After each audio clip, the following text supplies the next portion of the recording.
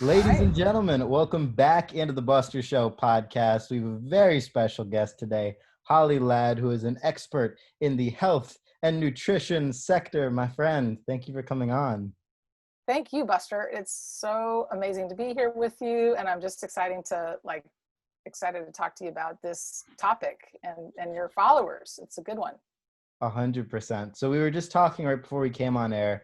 I was giving a little bit of background context as to how back when I was younger, a year, 2 years ago, I used to work out a ton every day, but I ate super, super unhealthy. And it just made me need to take naps every day, and I was missing meetings, and it made me sleep longer than I needed to or than I should have.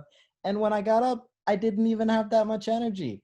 And then I started to change some of those things in quarantine on the eating front, um, and on the working out front, and realized that you actually end up with more energy rather than less when you do things right. So I think just a great place to start this off would be just to kind of give some of the people, I imagine, what they want, in the sense of what are the best, most important things to get people more energy, like how I was Absolutely. miraculously able to do and want to do more. So that is a great question because we are taught to believe, or we are in a society that believes that energy comes from caffeine, comes from sugar, comes from, an energy bar or a Cliff Bar, that's going to give us this boost of energy, or a Red Bull, or, something like that. And true, it's going to give you a burst of energy for the short term, but in the long term, it's going to deplete your body. It's putting chemicals, toxins into your body that just creates dysfunction with the very mechanism, the energy producing mechanism in our body that needs real whole foods. So you made the shift. You saw you had more energy when you started eating probably, things that weren't processed, things that didn't come in a box, cutting out sugar. Our body needs nutrients, like real whole nutrients that come from whole foods from the earth. So plants, uh, clean meats, whole grains, colorful fruits, water, lots of water, right? So, Why why do you think it's so hard still, though? Because you would think that evolution would lead us to a point where if I do what's right, I will want to keep doing it. yep. Whereas I think that's true to a certain extent, but especially when you're starting, it's still really, really hard. Why do you think that is? Well, there are so many barriers, right? I mean, eating well is not convenient.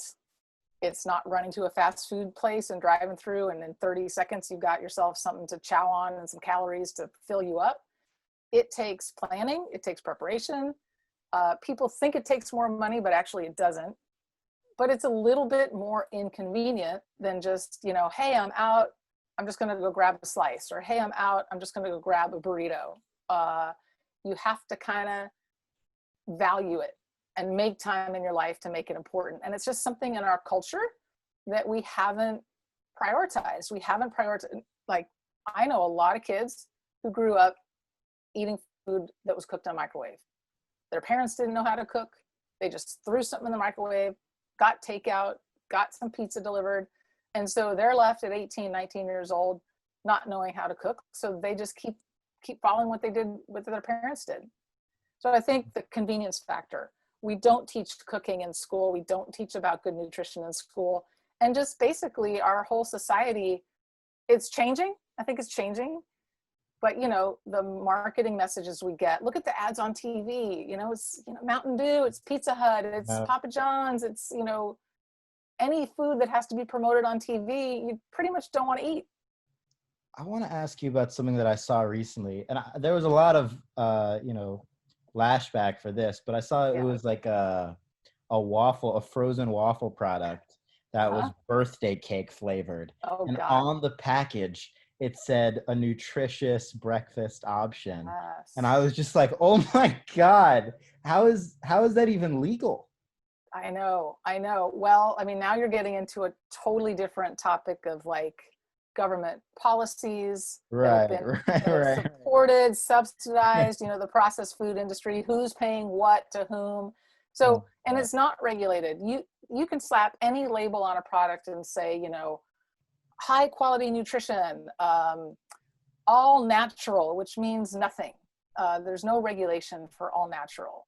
So food companies can blatantly kind of lie on their packaging and not get called out for it, which is just a shame. Yeah.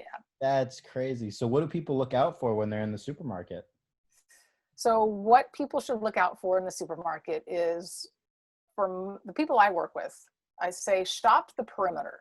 Like if you look at a grocery store, the perimeter of the grocery store is the produce section, the meat section, That's smart. the dairy section, right? The perimeter is all the real food. And then down the aisles is the sugary cereals, the chips, the sugary drinks, the mac and cheese, the processed foods. Sure, there's some rice and some beans, and you can find stuff in the aisles that's fine, but shop the perimeter. And then if there is something on a label that you can't pronounce, if there's like 50 ingredients in something and you can't pronounce 10 of them, you probably don't want to eat it.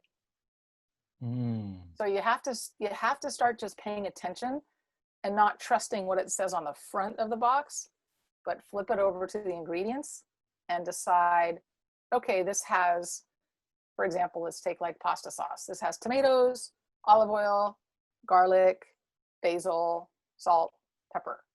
Well, I know what all those things are. I think I can buy this pasta sauce. But if you took another jar of pasta sauce and it said high fructose corn syrup, sugar, tomatoes, some sort of flavoring, natural flavoring, and wasn't very specific about the ingredients, there's a reason they're not being specific. It's not natural. It's not what our body really wants. So does that help, you think? Yeah, 100%. I think your analogy of shopping the perimeter is very smart. I've never looked at a grocery from an aerial perspective like that. But it makes sense. And that's pretty much all of them. Yeah. It is. And they're savvy. Food marketers are really savvy how they place products at the end aisle that like, hey, let's get them to buy this and lots of it. So you're being manipulated every time you walk into a grocery store to buy stuff that you probably shouldn't be buying. Interesting. So what are the best ways? Because I even find this with myself. I'm in Whole Foods or wherever, and I'm going down and I'm going for the meat. But then right beyond the meat, I see that box of cookies. And even as healthy as I've been eating, it gets me sometimes. It still gets me. But my real question off of that is it okay to indulge occasionally, or is that the gateway to lots of failure? That is a really great question. So I think it depends. So it depends is the answer for everything regarding food. Right. Because some people have highly addictive brain chemistry. Okay, that's you. That's me. If you indulge in some cookies, you're probably going to want more cookies, and that'll lead you to want more, and then more and more, and then you're in that space. Some people can have a couple cookies on a Wednesday and not think about it again until 2 months down the road, and they don't have a problem with it. So I think you have to know what your biology does for you. And for some people, they have trigger foods, and those trigger foods can be biological triggers, meaning your body craves them, your body reacts to them and wants more of them. Or there could be emotional trigger foods, right? Those comfort foods that you turn to when you're having a bad day and you're like, oh, I'm just going to get that pint of ice cream and eat the whole thing. Right. Which is an emotional trigger food because you're having a bad day and you just want something to just stuff down all that emotional pain. Right. So, I mean, it really depends. But, when you think about sugar, and I don't know if you know this, but sugar is like 8 times more addictive in the brain than cocaine. What? Yeah. That's a great fact. Yeah. Which is why we want it. It feels good. That's super interesting. Yeah. Yeah. Yeah, it's a tricky one. And It's a tricky one. the other thing to understand about humans is way back in the ancestral years, right? When we were walking the plains, when we were just out in nature, we are programmed to prefer sweet foods to bitter foods. The reason being is sweet foods are never toxic or poisonous, but bitter foods can be poisonous or toxic. So we evolutionarily learn, okay, if it's sweet, we can trust it. If it's bitter, we have to be careful. Yeah. But that sweet meant like a carrot, a sweet potato, a berry. It didn't mean, super highly processed 32 teaspoons of sugar and a soda. Sweet. Right. Yeah. Sodas are probably the craziest one to me. Yeah. I've really never drank soda ever in my entire Awesome. life. That's fantastic. Just because I think I was lucky that A, it wasn't around very much, and B, Yeah. I always hated carbonation in everything, Oh, like good. water and whatever. Yeah. So my two-part question here is A, does carbonation mean anything? Is it good or bad, or is it irrelevant? And B, what's a great alternative for people who like soda and want to switch? Okay. Carbonation, not a problem. You can drink fizzy water, not a problem. There's nothing that I know of that's like negative or harms the body from a carbonated beverage. However, if it's carbonated with tons of sugar, which all soda, or even fake sugar, aspartame, sucralose, Is that Splenda, what diet is? all those diet sodas, they're even almost worse Really? for you. Yeah, I, they have a huge cascade of issues in the body. man. They actually stimulate your appetite, so you'll eat more when you drink diet soda. So you're like, oh, I'm drinking a Diet Coke, it's fine. And then you're going to crave carbohydrates. Food, your body doesn't think it ate anything and it wants something. Wow. But in terms of an alternative, there's some really great like flavored sparkling waters out there. I think it's a great option because you get the carbonation, you get a little bit of flavor.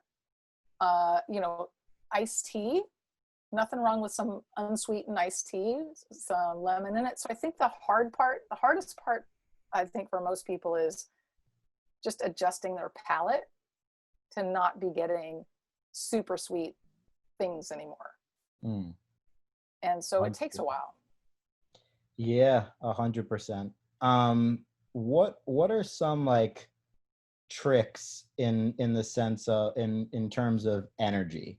Because I know for me, like there are certain things where, I'll eat it, I won't have any like additional energy immediately. It's like it's healthy is like the opposite of unhealthy in the sense of, when I used to drink Red Bull and stuff of Yeah. that nature, I would feel great. I would get all Yeah. these emails done and then I Yeah. would crash. I would literally pass out. Whereas when I eat like almonds, broccoli, and a smoothie now, I'm like, ugh.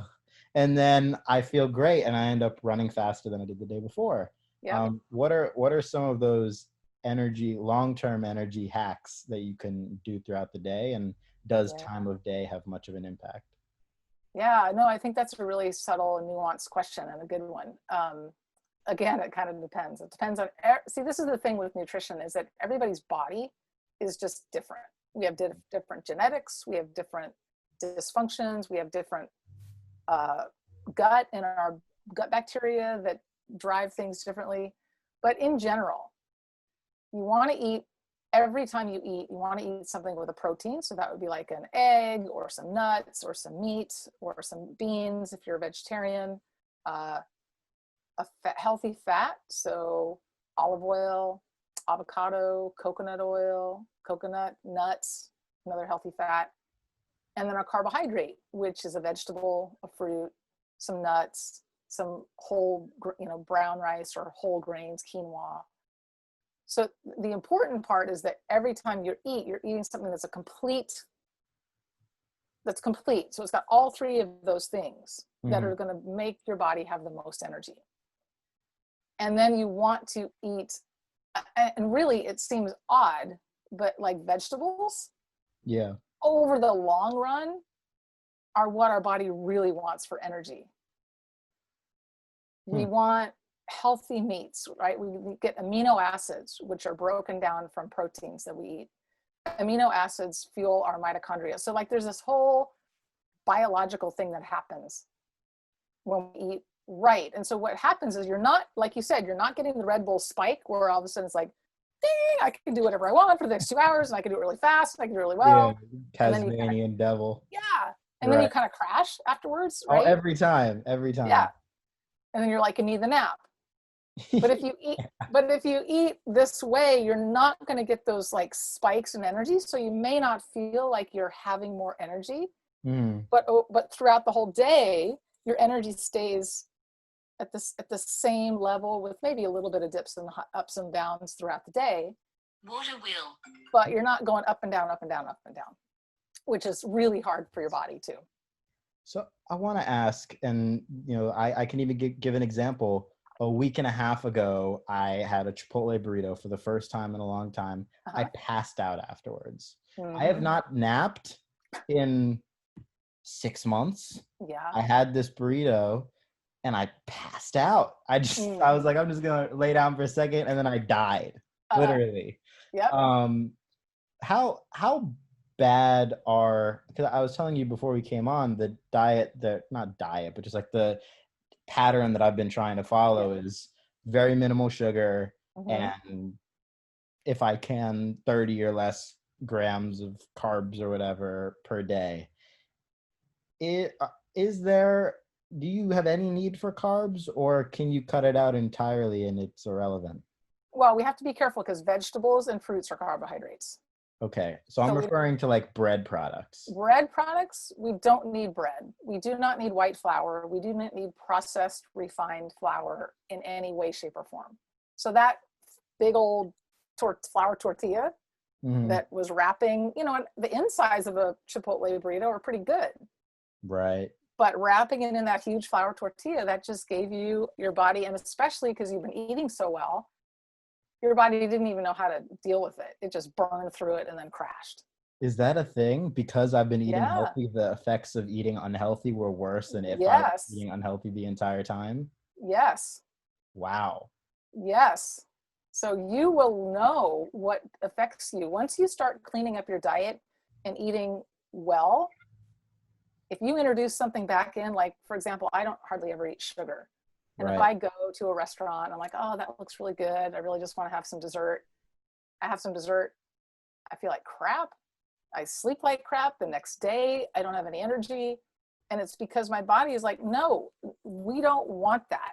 And it does give you a signal to not eat it. Wow. So in terms of carbohydrates, I think it's important that we get vegetables. It's important that we get colorful fruits, even like whole grains. So some quinoa, brown rice, oats, steel cut oats.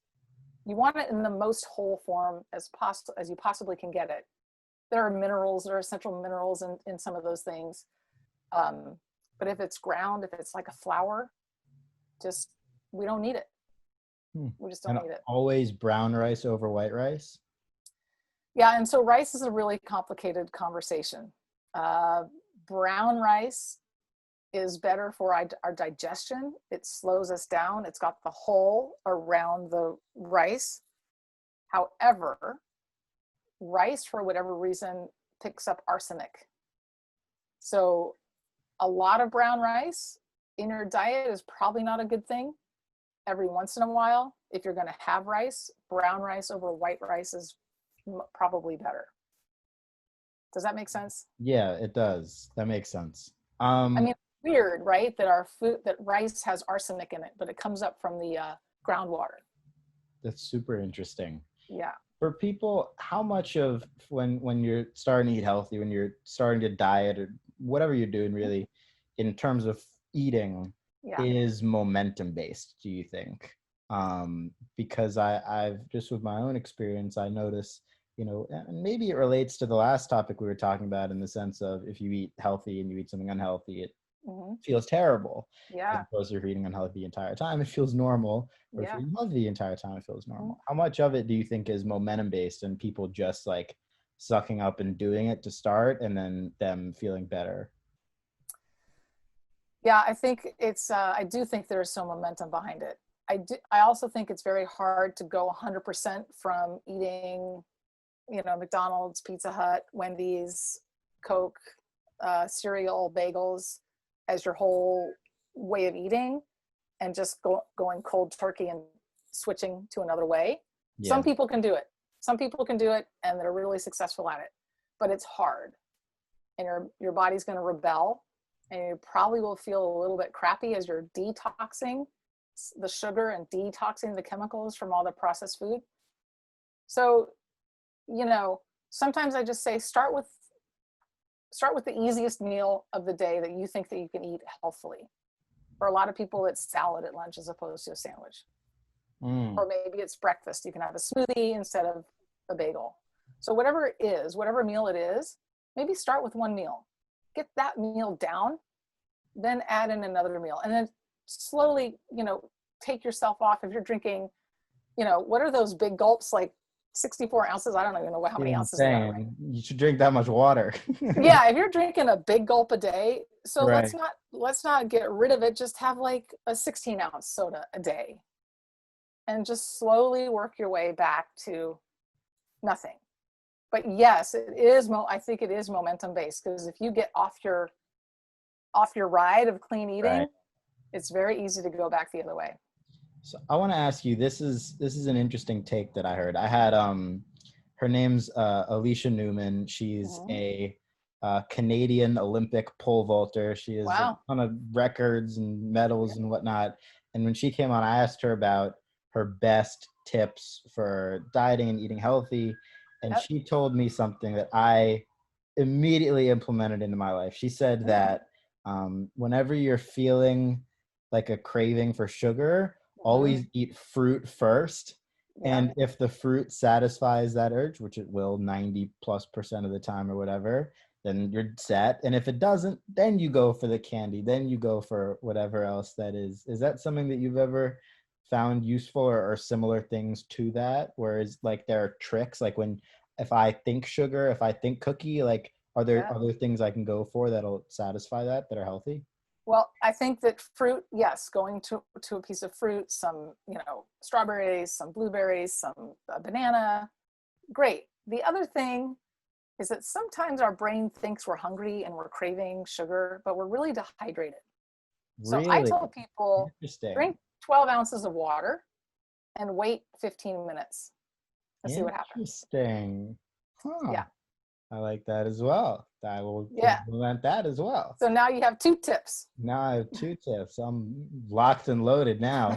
I want to ask you about something. I've heard a few friends talk about this, and I've never done it personally. Mhm. Maybe it's a mental hurdle that I still have to get Mhm. over, but intermittent fasting. Yeah. Are you a fan? Are you not a fan? I'm a total fan. Okay. Yeah.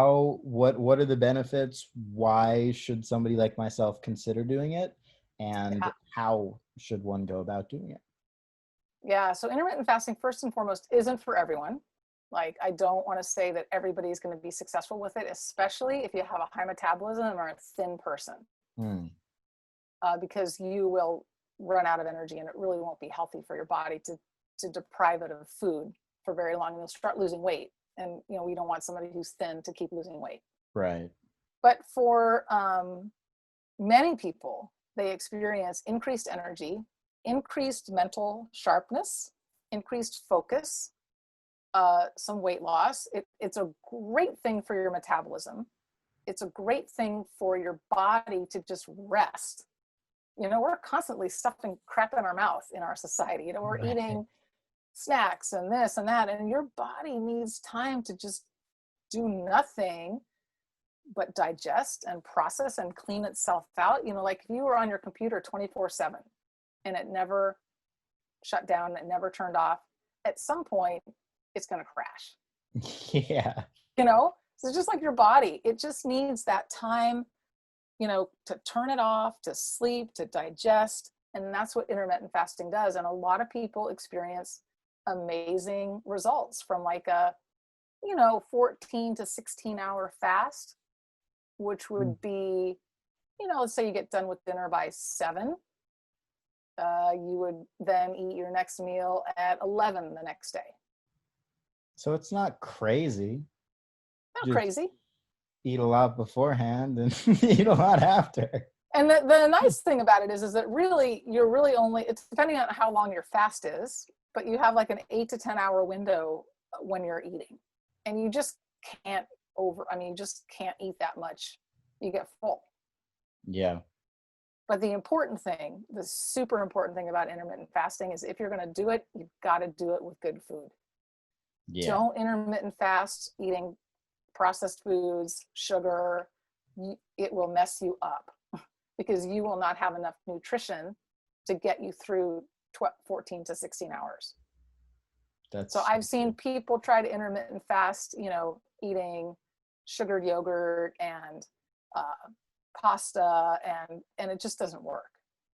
So you have to be careful how you implement it. I want to ask you a question. This is something that I've just personally been wondering.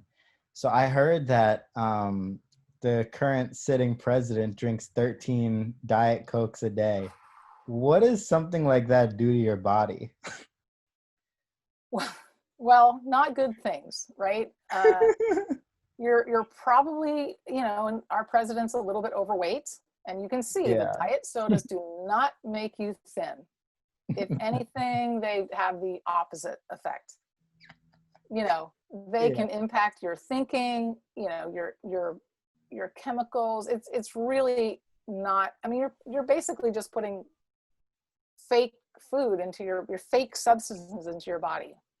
And it just is not a good thing for the long run. And I used to be a 6-pack of Diet Coke a day girl.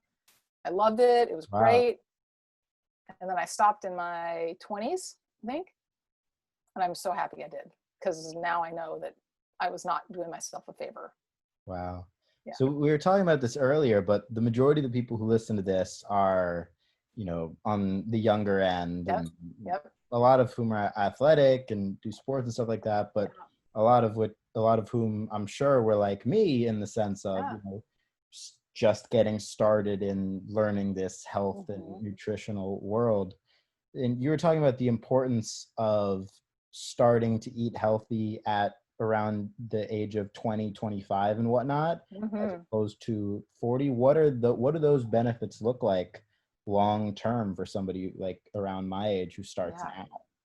So are you, chronic disease, diabetes, metabolic syndrome, autoimmune disease, cancer, heart disease. These are all things that are really related to diet.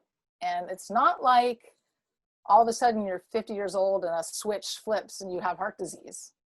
That's been starting since you were in your 20s. It's not like all of a sudden you have diabetes. You've been creating dysregulation in your blood sugar over 20 years. So the thing I think we have to understand about disease and illness is that it just doesn't happen in a vacuum.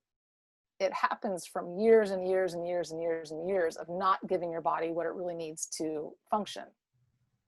So the sooner you can start eating better, the better your chances of never having any sort of chronic disease, avoiding, medical bills, avoiding the hassle of, doctors and medications that don't really work for chronic disease. Right. And just feeling, you're not going to get the dad gut. You're not going to get the mom gut. You're just going to have more energy to do and live out your dreams. And so it's also really important for your listeners, right, to love yourself and to dream big and to feed yourself well so that you can, reach that goal, that vision that you have for your life. Oh yeah, that's literally the best pitch you could have given for eating healthy. Right? Yeah, no, it makes perfect sense, and it's super important. And then how much would you say, how much of like being physically fit would you say is working out, and would you say is dieting?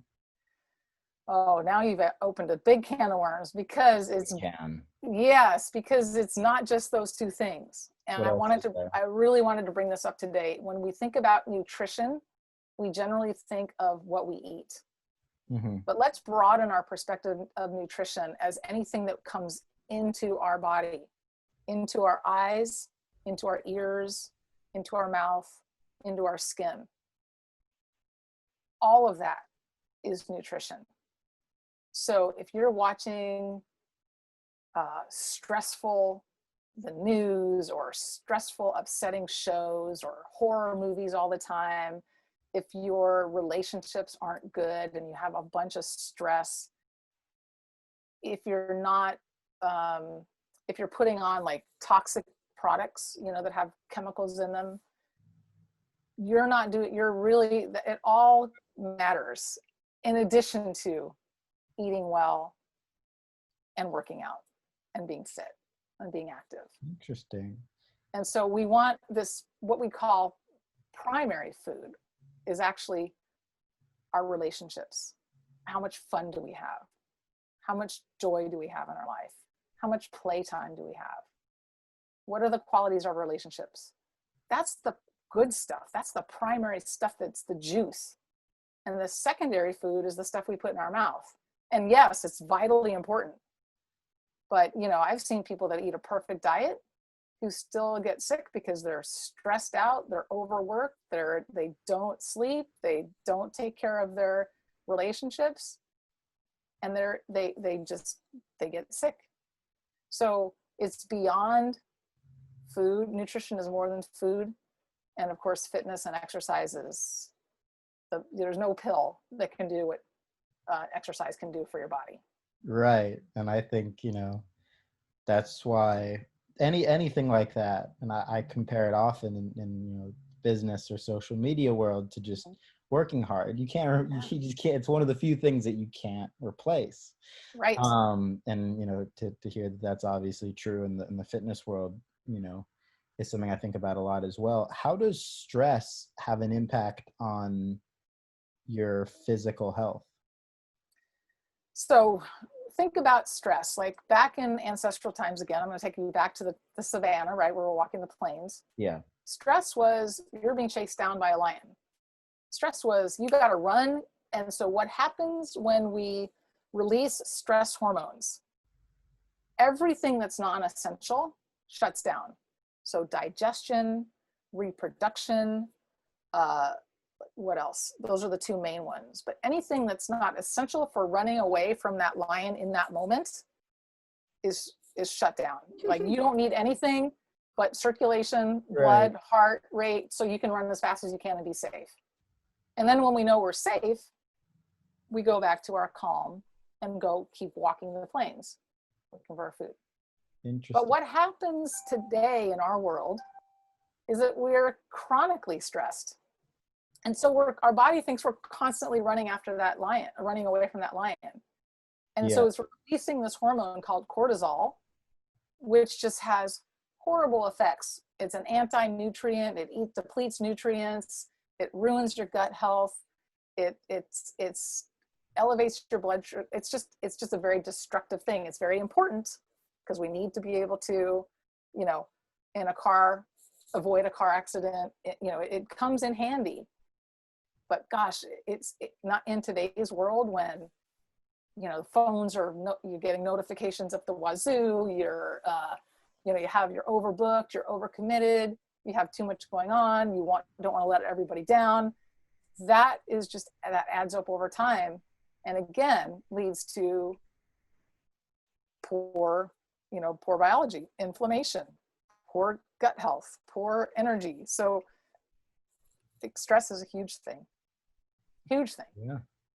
No, it's super interesting. I've never heard somebody break it down in the sense of having fun being a primary food. I definitely agree with that because you know, I always, you know, try to lead people, and it's awesome to see that you've obviously done this, but I lead people to no matter what they do, to try to make their life around the things that they enjoy the most. So absolutely, at all costs, like if you love, like one of the big things I'm into is like collecting sports cards. So if you love collecting sports cards, make Yeah, that a business. Do everything you can to right. do it, because then by default, like you've been talking about, you're gonna have less stress because Hmm. you're having more fun, you Yes. know? And things Yeah. like that are just gonna are only gonna benefit. Whereas like if you're not doing something you love yet, or like myself when I was in school, Hmm.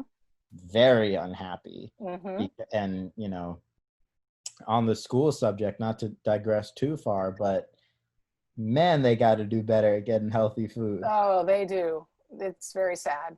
It's very sad. And you wonder why we don't perform well. You wonder why kids aren't learning, aren't doing well on Passed out tests. after school every day. And Yeah. now I know why, because they had fried mac and cheese filled Yeah. chicken nuggets. What the hell is Gross. that? Oh. What the hell is that? You know, they used to have schools used to have like back 50 years ago, schools used to have kitchens in them. And at least they were making food in the school. They were cooking it in the school. Now they have just big old ovens for reheating frozen stuff. They don't even have a kitchen. It's just a bunch of reheating. You get the frozen food, you put it in there, you reheat it, you put it in the tray and serve it to the kids. And it's really, and I know there are some places that are doing great things, right? New York is experimenting with bringing in fresh gardens and school gardens. And there's some places that are doing it, but you're right, Buster. By and large, man, schools are failing. Schools are failing our kids. Damn. So what if you could change anything, or if you could tell everybody one piece of advice for the 10-year-old listening to the, Yeah. 75-year-old out there, what is the number one thing to change when it comes to your health and nutrition? Oh gosh. I'm going to sound like a grandma, but eat your vegetables. That's a good one. Find the vegetables you like and eat them. There's Mm, nothing, they have so many important things in them that we can't get from any other thing that we put in our mouth. So learn how to like broccoli, learn how to like Brussels sprouts. They're really good if you roast them. They get kind of sweet. You know, learn how to like greens, because that's what we really, really, our bodies crave and really mm. wants. And now, last main thing here. Sure. What's the biggest thing to stay away from? If I'm gonna stay away from one thing, I'm never gonna touch it again. Uh-huh. What am I never touching? Sugar. Sugar. That's the one. Yeah, I would say that's the one. I mean, there are a few up there, but I would say sugar is the biggest problem that we have. Yep. Mhm. Yep. All right. So I hope that helps. It will. It definitely will. I want to ask you as well, where can people find you best if they want to, you know, ask for your expertise or help or work with you or anything in that capacity? Where can people find you best? You can email me directly. It's hollyladhealthcoach@gmail.com. So I'd appreciate an email, or my website is hollyladhealthcoaching.com. Amazing. Well, Holly, thank you so much. This has been Awesome. super educational. I really appreciate it, and definitely would love to have you back on sometime in the future. Well, I am excited that you're doing this, and I appreciate that you've made big changes in your life, and I congratulate you on your accomplishments, Thank you. and just love it that you're feeling so good. So let's keep it going. Thank you. Thank you. Awesome. All right, everybody. See you guys.